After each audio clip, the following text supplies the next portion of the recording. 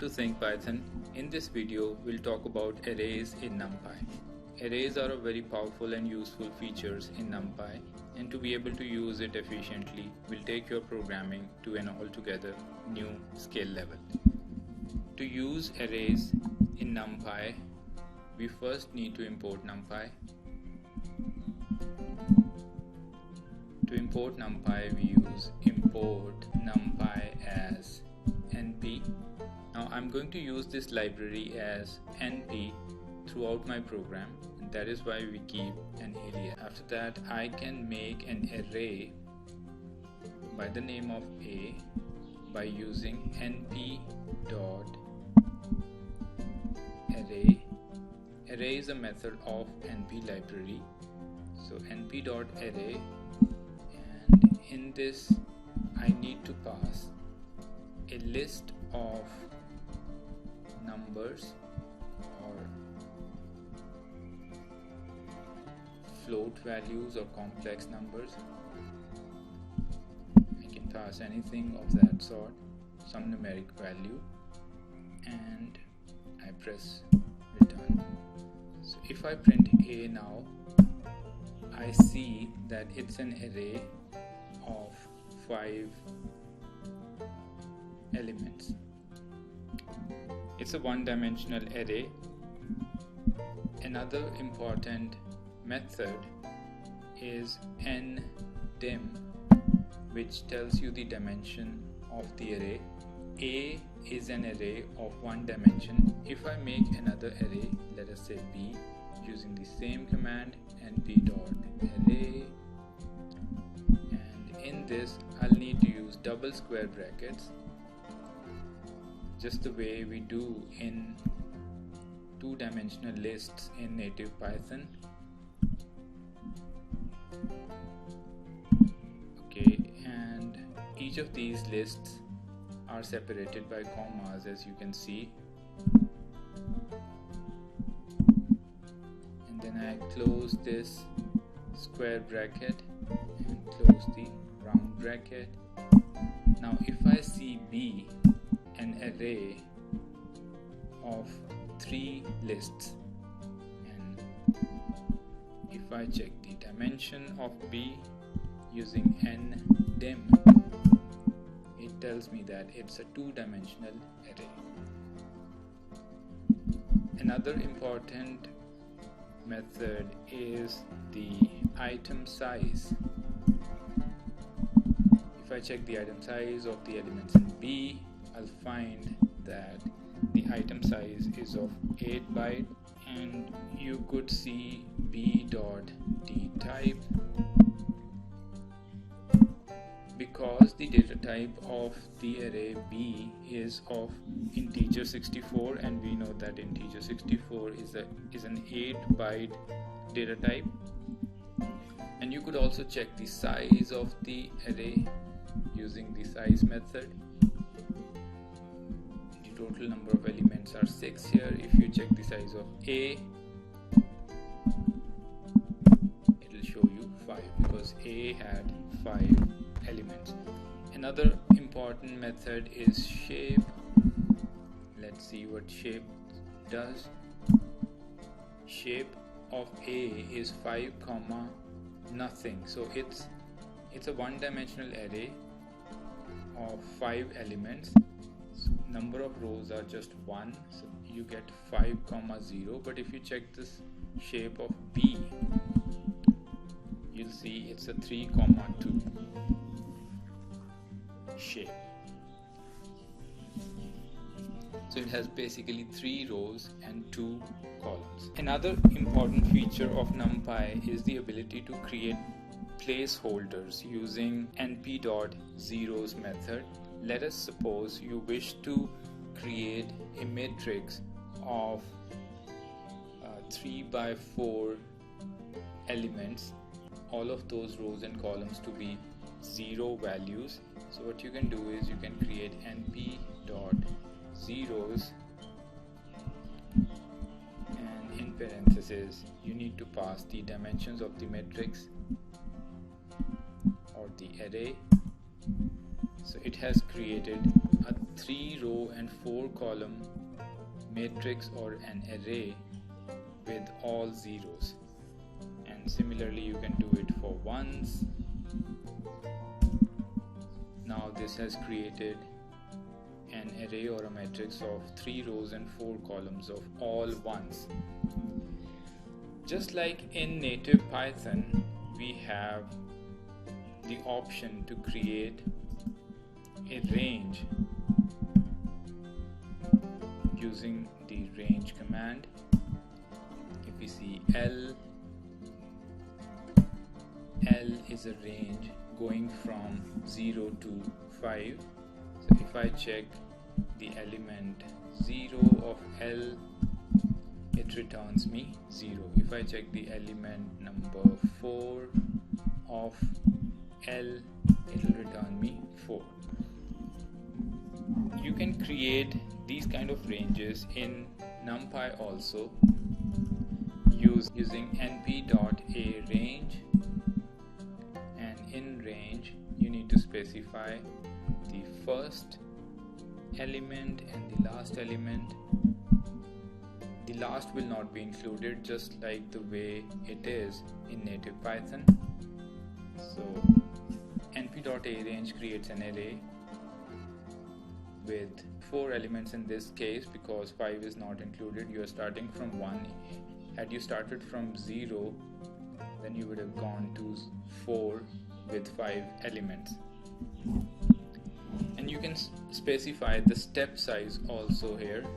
So you can use the same method 1,7, but you need a step size of 2 this time. So you'll have 1, then followed by 3, followed by 5, and 7 will not be included because the last element of the list is not inclusive. So you get an array of 1, 3 and 5. Then we have another method, np.linspace. Linspace creates equally spaced numeric values between a range. For example, you wish to create 10 numeric values between 1 and 5. Then you can use np.linspace. It creates an array where the first element is 1 and the last element is 5. Now you can see there are 8 more elements which are equally spaced, and they're placed between 1 and 5. So this is a very important feature in Numpy. This method can be used to create arbitrary data sets in pandas. Now let's go back to A, which is an array. I can change the shape of this array 5,1. So this will create an array of 5 rows and 1 column. But I cannot do it 6,1 because it is not compatible with the elements in A. A does not have 6 elements in it. So you get an error that it cannot reshape an array of size 5 into a shape of 6,1. And then you could use a.revel to make it one-dimensional. If you wish to make an array one-dimensional, you could use this command. B was not a one-dimensional array, so let us look at B once again, and I can use revel on B. So it has created a one-dimensional array out of B. Please understand, b.revel is going to return you an array which is going to be one-dimensional. It is not going to change B. If I look B again, it is still a 3 by 2 array or a matrix. So if you wish to save this, you can use c is equal to b dot revel, then look at c, which is going to be a new array or a flattened array made out of b, a one-dimensional array, and it is now stored in C. All these methods which we are applying on our arrays A and B, they are not going to change the arrays, they are simply going to return the values on the terminal. If you wish to save them, you would need to specify another variable, just like I did in the case of b.revel. And then you could have some mathematical operations that you can perform on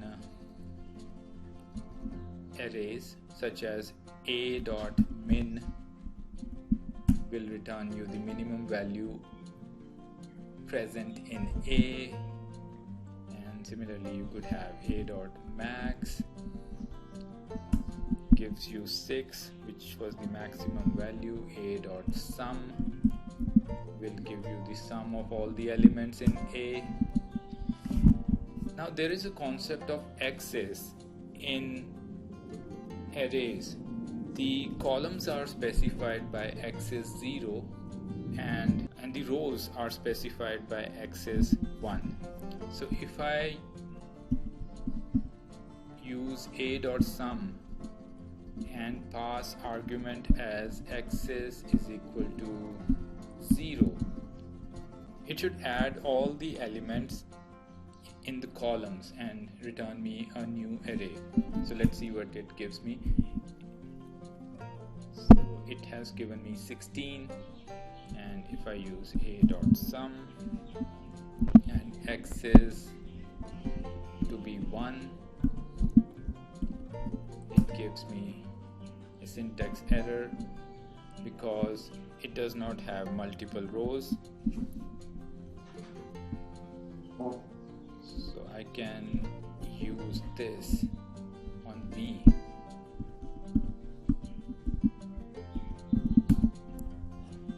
Like this.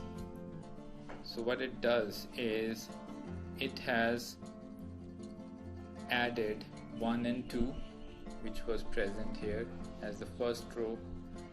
3 and 4 gives me 7, 5 and 6 gives me 11.